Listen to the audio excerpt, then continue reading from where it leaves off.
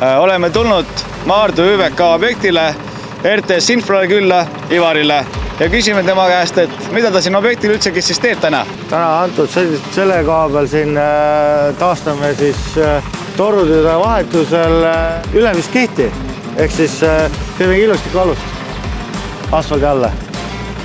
Asfalteerime küll kevadel, aga antud hetkel siis taastame sellise olukorra, kus siis inimesed saaksid liigelda. Kuidas siis on meie vibroplaadiga tööd teha ja miks just selline 500-kilone, et kas see on nagu eelistatav valik või kas te kasutate ka muid vibroplaate?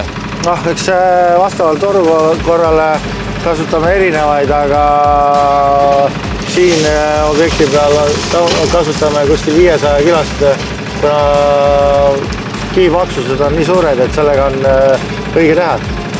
Kuidas hindate siis, et kuidas see Wacker Newsoni vibroplaat siis siiamaani toiminud on?